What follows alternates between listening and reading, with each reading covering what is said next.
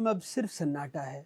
वही गलियां जहां कभी बच्चों की हंसी गूंजती थी, जहां हर शाम आंगन में मिट्टी की खुशबू और मासूम पैरों की आहट होती थी, आज वहां रोते हुए माता पिता की चीख दीवारों से टकराकर लौट आती है। जिन घरों में कभी परियों की कहानी सुनाई जाती थी, अब वहां हर रात एक ही सवाल गूंजता है, हमारा बच्चा क्यों? ये कहानी सिर्फ एक जिले की नहीं है, बल्कि एक पूरे राज्य की व्यवस्था के गिरने की कहानी है। एक ऐसे राज्य की जहां जहर दवा बनकर मासूमों के गले से उतर गया और सरकार को जागने में 40 दिन लग गए।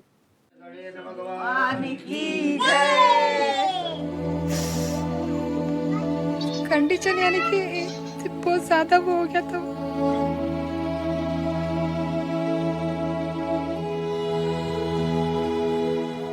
ये हम सबकी कहानी है। हम जो अपनी माओ की गोद में थे, जो रात को माँ की गोदी में सोते सोते दूध की चुस्की लेते और सुबह उठकर मिट्टी से खेलकर आंगन में दौड़ लगाते। हम हैं भी और नहीं भी। हम यहाँ बैठे हैं, पर हमारी आवाज आपके कानों तक शायद कभी न पहुंचे। हम फिर भी बोल रहे हैं उन अनगिनत मासूमों की आवाज जो अचानक रुक गई, जिनकी किताबें अधूरी रह गईं, जिनके खिलौने अब धूल में दबे हैं। मुझे याद है वो दिन, थोड़ी सी खांसी, हल्का सा बुखार, माँ के फिक्र की वो छोटी सी कटोरी, पिता की झिझकी हुई मुस्कान। उन्होंने कहा, डॉक्टर के पास चलो, दवा दे देंगे, चलो ठीक हो जाएगा। मैं भी गया। मैंने वो मीठा सिरप चखा। ऐसा मीठा लगा कि जैसे दादी का हलवा। माँ बोली, बस थोड़ी सी दवा और आराम। पर क्या किसी ने सोचा था उस मीठे में जहर घुला हुआ होगा? क्या किसी ने पूछा दवा कहां से आई? किसने उसे बनाया है? किसने पैक किया? किसने भेजा है हमारे पास? हम 23 नन्ही सी जान हैं, 23 नाम, 23 तस्वीरें, 23 जिंदगियां जो तुमने सिर्फ रिपोर्ट में पढ़ी, कभी महसूस नहीं किया। हम रोते नहीं हैं, हमारे घर रोते हैं। हमारी माएं अपनी बाहें इतनी बेरहम हुई हवा में पसार कर बैठी हैं, जैसे वही बाहें अब कुछ भी थाम न सकें। पिता अपनी आंखों में गहरा खालीपन लेकर बैठे हैं। उस खालीपन के आगे सारी दौलत फीकी पड़ जाती है।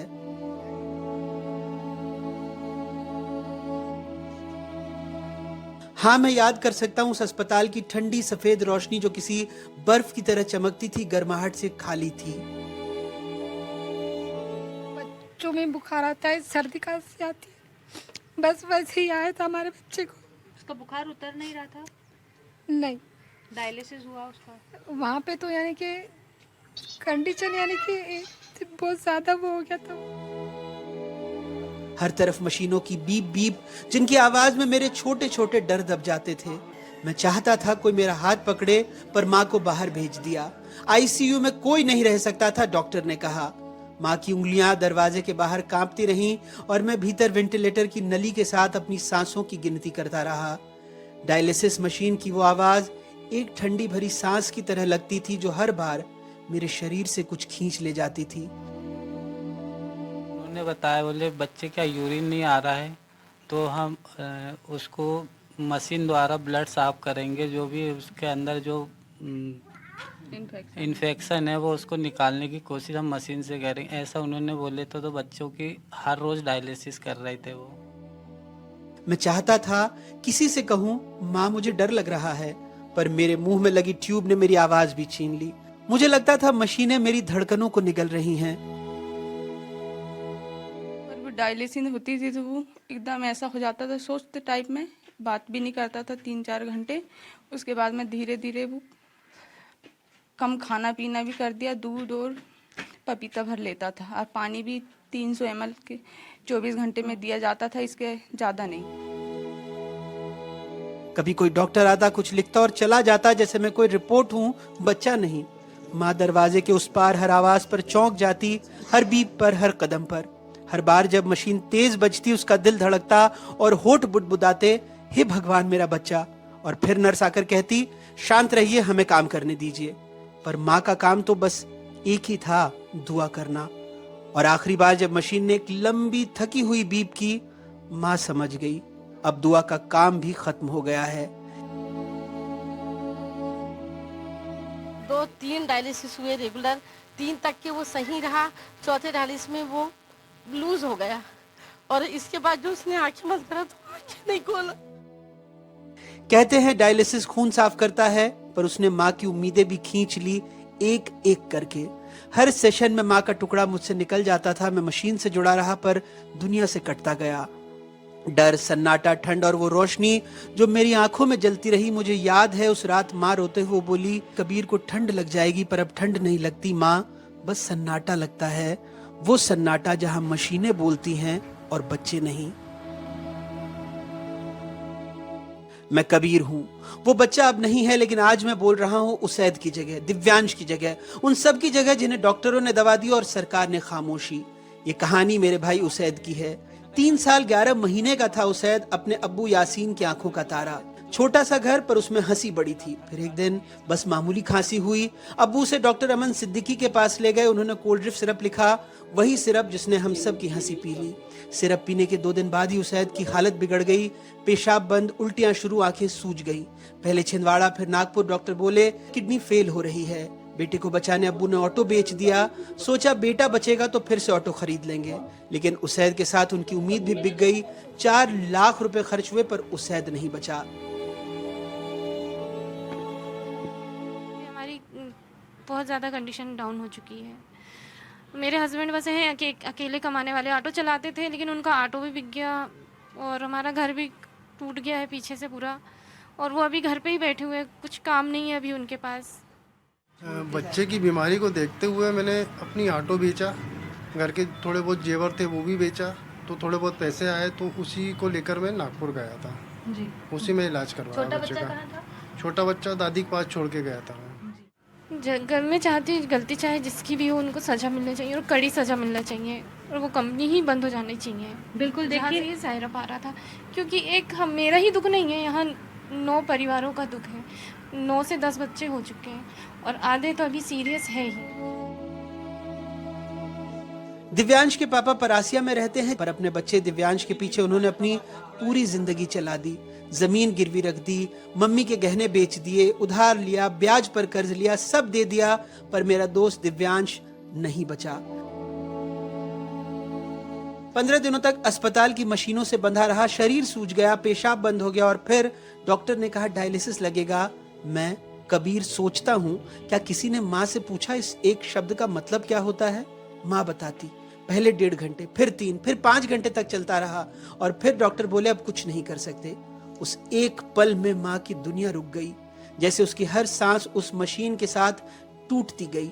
अब घर में दीवार पर बस दिव्यांश की तस्वीर है और पिता की वो अधूरी पुकार, हम हाई कोर्ट जाएंगे, हमारे बच्चे आंकड़े नहीं हैं। मैं सुनता हूँ उस तस्वीर के पीछे की चुप्पी में माँ की कराहें, पिता की थकान और एक पूरे सिस्टम की बेरुखी। मैं कबीर हूँ और मैं पूछता हूँ, क्या न्याय के लिए किसी माँ की आंखों में आखिरी आंसू देना भी जरूरी है? हमारा कोई जेवर नहीं है सर, हमारे पास सब कुछ रख दिया है। खेती सब भी गिरवे में रख चुकी है। कितना कुल खर्चा आया? 7 लाख करीब आ गया सर हमको। 7 लाख। अब हम कहाँ से करें? मेरी 3 ऑपरेशन है, मैं ऑपरेशन की भी पूरी फाइल बताऊंगी। पति पैरालाइज वाले है, ब्रेन लगवा इनको। अब मैं क्या करूँ? एक था, ये इकलौता बच्चा था मेरा, मैं क्या करूँ? सरकार से मुझे न्याय चाहिए। कर्ज लिए गांव वाले से, रिश्तेदार से, जो भी जेवर चांदी थे सब गिरवे रखे हैं, खेत गिरवे रखे हैं। ये ऐसा करके सब मैनेजमेंट करे थे बच्चे को बचाने के लिए, लेकिन नाकाम रहे हम। माएँ कहती हैं मिट्टी में खुशबू होती है, जब बारिश की पहली बूंद गिरती है तो जमीन मुस्कुरा उठती है, पर अब वही मिट्टी ठंडी हो गई है। माँ, उसमें उन बच्चों की हंसी दफन है, वो हंसी जो कभी उनकी माँओं की गोद में खेलती थी। किसी ने उन्हें दवा दी और वो सो गए बस थोड़ी देर को, पर अब ये नींद बहुत लंबी हो गई है। आंगन की वो मिट्टी याद है तुम्हें, जहाँ ये बच्चे पैरों से गोले बनाते थे, वही गोले कब्र बन गए हैं। खिलौने अब भी वही हैं, बस उनमें हंसी नहीं आती। खिड़की से आती रोशनी में उनकी तस्वीरें झिलमिलाती हैं, जैसे कोई उम्मीद अब भी जिंदा हो। माँ, तुम सुन रही हो? जब बारिश गिरेगी अगली बार तो मिट्टी की खुशबू के साथ उनकी हंसी भी लौटेगी शायद। बस जरा सा इंसाफ चाहिए ताकि मिट्टी फिर मुस्कुरा सके। मैं कबीर हूं और मैं जानता हूं दर्द सिर्फ छिंदवाड़ा में नहीं बसा, वो बैतूल की हवा में भी घुला हुआ है। वहां भी हमारे जैसे बच्चे थे, हंसते खेलते, बस थोड़ी सी खांसी से घबराने वाले, पर किसी को क्या पता था वही खांसी उनकी आखिरी आवाज बन जाएगी। बैतूल के आमला ब्लॉक में मेरे घर मेरे पापा भी मुझे डॉक्टर प्रवीण सोनी के पास ले गए। डॉक्टर ने कहा कोल्ड ड्रिप सिरप दे दीजिए, आराम आ जाएगा। पर 2 दिन में हालत और बिगड़ गई। जब पिता दोबारा डॉक्टर के पास पहुंचे तो उन्होंने कहा किसी और को दिखा लीजिए। उन्होंने हार नहीं मानी, मुझे नागपुर ले गए। वहां डॉक्टरों ने कहा घर ले जाइए। फिर भोपाल पहुंचे। वहां मैं खामोश हो गया हमेशा के लिए।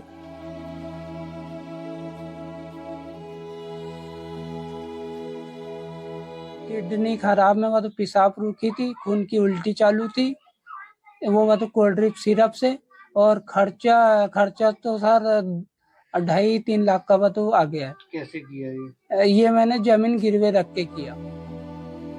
मैं कबीर हूं और ये कहानी मेरे भाई गरमित की है जो सिर्फ 2.5 साल का था। उसके पापा निखिलेश धुर्वे आंध्र प्रदेश से काम करके 40,000 रुपए लाए थे। गांव में और 40,000 रुपए उधार लिए पर वो भी नहीं बचा। डॉक्टरों ने उसे एक से दूसरे अस्पताल भेजा। हर बार बस एक जवाब मिला, यहीं से कहीं आगे और दिखाइए। इलाज में 80,000 खर्च हो गए। अब वही कर्ज सिर पर चढ़ गया है। माँ फुलकारी की आंखें अब सूख चुकी हैं। मैंने सुना वो कहती हैं हम इतने गरीब हैं कि बेटी की रिपोर्ट और पर्चियां भी कब्र में ही दफना दी।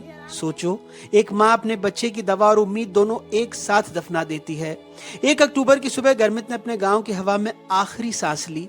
उसके घर के पीछे की बाड़ी में दफना दिया गया, वहीं जहां कभी वो मिट्टी से खेलता था। अब उस बाड़ी में मिट्टी के नीचे सिर्फ उसका बदन नहीं बल्कि उस परिवार की पूरी उम्मीदें दबी हैं। के समथिंग कहाँ से अरेंज किया आपने? वो रिश्तेदारों से लिया, इधर उधर से लिया। कर्ज? हाँ। क्या चाहते हैं आप? वो शासन प्रशासन से ये चाहते हैं कि हमारा भरपाई करे। मैं कबीर हूं और ये मेरी छोटी बहन सहरिस बस 8 महीने की। देखो कैसे हंस रही है। उसकी हंसी में तो पूरा घर बसता था। पर अब ये वीडियो ही उसका घर है। अब यही सांसें बची हैं उसकी। उसके पापा ड्राइवर हैं, रोज स्टीयरिंग घुमाकर दुनिया चलाते थे। पर जब अब अपनी दुनिया बचाने की बारी आई तो सड़कें भी जवाब दे गई। छिंदवाड़ा से नागपुर भागे, गोद में अपनी नन्ही सहरिस को लिए, उधार ली, दवा ली, दुआ की, लेकिन न दवा काम आई न दुआ। सहरिस अब नहीं है। वो सिर्फ जो मीठा होना चाहिए था उसने एक पिता के जीवन की कड़वाहट बढ़ा दी। अब वो हर सुबह गाड़ी चालू करते हैं पर इंजन की गूंज में अपनी बच्ची की हंसी को ढूंढते हैं। मैं कबीर हूं और जब कोई भी बच्चा हंसता है मुझे उसकी आवाज में सहरिस की गूंज सुनाई देती है, मीठी, मासूम और अब हमेशा के लिए खामोश। मेरे दोस्त भाई जो हैं उन्होंने बड़ी मेरी हेल्प करे। और मतलब आपने उधार लिया पैसे? जी सर, बिल्कुल मेरे हालात अच्छे थे नहीं। मेरे दोस्त भाइयों ने मेरी बड़ा वक्त पे खड़े होकर साथ दिए। समथिंग अगर मैं अपने दोस्त भाइयों से सब चीज़ की सलाह लेता हूँ तो समथिंग 40 से 50 हज़ार के समथिंग मेरे को लगा। मतलब आपने पैसे उधार लेके बच्ची का जो है? जी सर, बिल्कुल सर। फिर भी बच्ची बच नहीं पाई सर। कहते हैं हम सबकी हंसी इनकी वजह से थम गई, लेकिन हम ये नहीं पूछते हमारी मौत किस डॉक्टर की पर्ची पर लिखी थी। हम बस ये पूछते हैं क्या किसी ने उन बोतलों के अंदर झांका था इससे पहले कि उन्हें हमारे हाथों में थमा दिया गया? क्या किसी ने सोचा कि एक छोटी सी बीमारी के इलाज के बहाने कितने घर उजड़ने वाले हैं?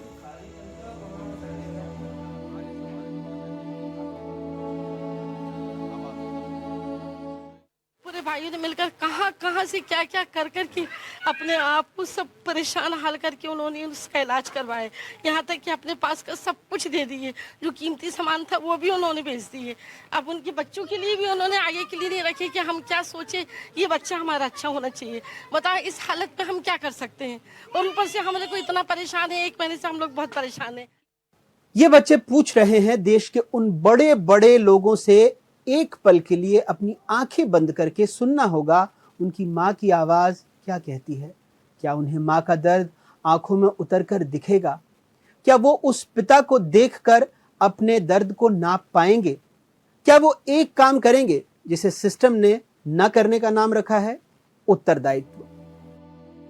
तमिलनाडु की ड्रग्स कंट्रोल रिपोर्ट साफ कहती है cold drift syrup batch SR 13 में 48.6% डाइइथिलीन ग्लाइकॉल मिला था। वही रसायन जो पेंट और इंजन कूलेंट में इस्तेमाल होता है। यही जहर बच्चों की किडनी फेल कर गया।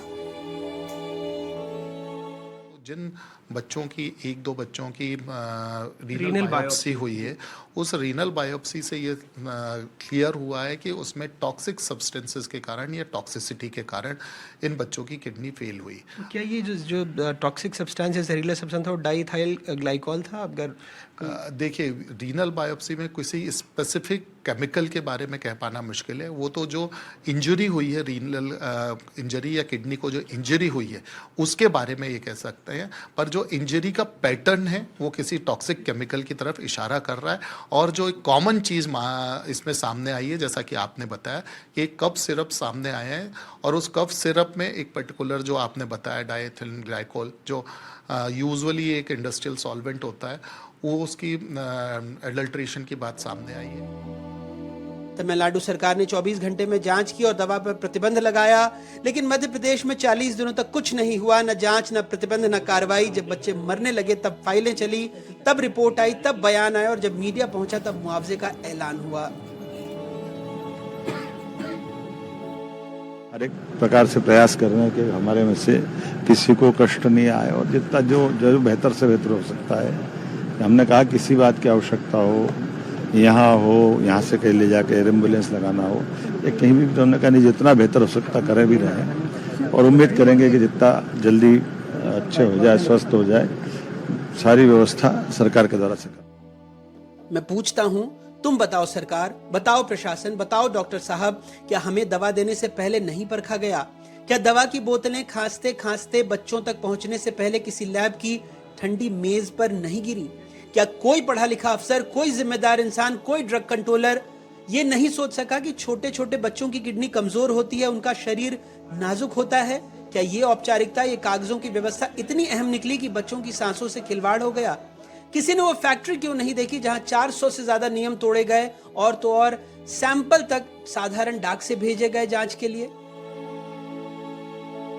कई सैंपल्स जो हैं ये खबर आई कि वो भेजने में देरी हुई, कई बार रजिस्टर्ड डाक से भेज दिया गया। क्या इस संबंध में भी आप लोग देख रहे हैं? जितने भी सैंपल लिए जाते हैं वो सामान्य तौर पर रजिस्टर्ड डाक से भेजने की परंपरा रही है, परंतु इस प्रकार के जब अत्यावश्यक परिस्थितियां उत्पन्न होती हैं तब जो भी सैंपल करता अधिकारी हैं उनको सीलबंद करके और विशेष विभाग के माध्यम से भेजना चाहिए तात्कालिक आवश्यकता को देखते हुए। ये सभी अभी जांच के विषय हैं और जिन्होंने भी इस संबंध में विलंब किया है या कि तो उस संबंध में राज्य शासन ने उनको निलंबित किया है और जांच में ये सब सामने आएगा। मैं एक छोटे से बच्चे की जुबान बड़ी बड़ी इमारतों से, बड़ी बड़ी कुर्सियों पर बैठे लोगों से पूछता हूँ, तुमने किस दस्तावेज के नीचे अपनी आत्मा रख दी? तुमने किस रिपोर्ट की रोशनी में हमारी हंसी को कूड़ेदान में डाल दिया? क्या तुम्हें हमारी याद आती है जब रात को माँ अपनी उंगलियों से हमारे खिलौनों को सहलाती है? क्या तुमने देखा है एक पिता का वो चेहरा जहां ना तो हंसी है ना उदासी, सिर्फ खालीपन? सरकार, तुम सुनो, मैं एक छोटा सा बच्चा हूं और मैं नहीं चाहता मेरे लिए कोई मंत्री प्रेस कॉन्फ्रेंस की बर्फीली शब्दावली बनाए। मैंने देखा है कैसे शब्दों के पीछे हाथ पकड़कर संवेदनाएं लिख दी जाती हैं। हमें कार्रवाई चाहिए तुरंत और कठोर। हमें जांच चाहिए, जिम्मेदारों पर कार्रवाई, फैक्ट्री के मालिकों को सजा और उस पूरे तंत्र की सफाई जो हमें जहर देता है और सांत्वना के चारे के साथ छोड़ देता है। दोषी कोई भी हो, हमारी सरकार उसको छोड़ेगी नहीं। जहां से मिलेगा वहां से पकड़ के लाएंगे, उसके खिलाफ कठोर कार्रवाई करेंगे। ये हमारी सरकार का हमारी अपनी साख भी है और यशस्वी प्रधानमंत्री के आशीर्वाद से ऐसे किसी गलत काम को हम बर्दाश्त करने वाले नहीं हैं।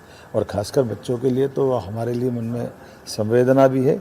कोई भी अव्यवस्था या कोई व्यवस्था में कहीं कमी पाई जाएगी, हमारी सरकार उसी प्रकार से कठोर कार्रवाई करेगी। मैं SIT के गठन के समय भी मैंने बोला था और आज मैं पुनः इस बात को दोहरा रहा हूँ कि दोषी कोई भी हो, हम उसको छोड़ने वाले नहीं। माँ कहती है हमें पैसे मत दो, हमें हमारे बच्चों का इंसाफ दो। और मैं माँ का हाथ पकड़कर कहता हूँ, माँ मुझे याद है तुम्हारी कहानियां, पर अब कौन सुनाएगा तुम्हें वो कहानी जो मैंने सुनी थी? मेरा जवाब है आप सब सुनो, सुनो हमारी खामोश दास्तां। मैं नहीं हूं तो क्या हुआ, हमारी आवाज उन गलियों में गूंज रही है जहां हम खेलते थे। हमारी आवाज उन खिलौनों की फुसफुसाहट में है जिन्हें कोई बाह नहीं ढांप सकता। मेरी आवाज उन तस्वीरों में है जिन्हें लोग दीवार पर टांग कर भूल जाते हैं। क्योंकि आज अगर इंसाफ मिला तो जहां हमारी हंसी खो चुकी है वहां कोई रोशनी लौटेगी। और अगर तुम चुप रहोगे तो हर बार बारिश की बूंदें जब हमारी टूटी छत पर गिरेंगी, हर बार जब माँ की उंगलियां खिलौनों पर टिकेंगी, वो कहेंगी हमने बच्चों को सिर्फ नहीं जहर दिया था।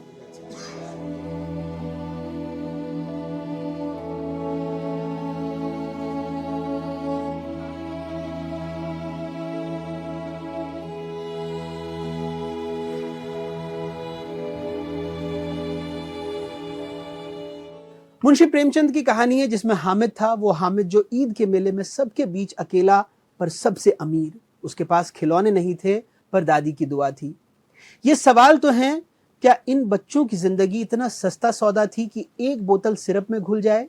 क्या दवा बेचने वालों के लिए उनका बचपन सिर्फ आंकड़ा था? हामिद की दादी कहती थी, हामिद बेटा, नेकी कभी मिट्टी में नहीं मिलती, पर आज देखता हूं सच्चाई भी मिट्टी में दब गई है, इंसाफ भी। हम उन माओं से मिलकर आए हैं जो अपने बच्चे की तस्वीर को ऐसे देखती हैं जैसे वो अभी बोल उठेंगे। हमारे साथ ही उन पिताओं के साथ बैठे जिनकी हथेलियों में अब छाले नहीं, बस थकावट है। सवाल भगवान से नहीं कि ये क्यों हुआ, इंसान से है जिनके पास कलम है, कुर्सी है और जिम्मेदारी का कर्ज है। क्या तुम हामिद की दुआओं के लायक बचे हो? एक दिन ईद के मेले में हामिद ने चिमटा खरीदा था ताकि दादी की उंगलियां न जलें। आज शायद हामिद होता तो चाहता कोई ऐसी दवा बना दे जिससे किसी की माँ का दिल फिर न जले। जब तक वो नहीं बनती तब तक हामिद इन सड़कों पर घूमता रहेगा, दीवारों पर टंगी तस्वीरों को देखते हुए, और हर माँ से कहेगा, रूठो मत अम्मा, तुम्हारे बच्चों की हंसी जरूर लौटेगी, बस किसी को फिर से ईमान की चिमटी को उठाना होगा।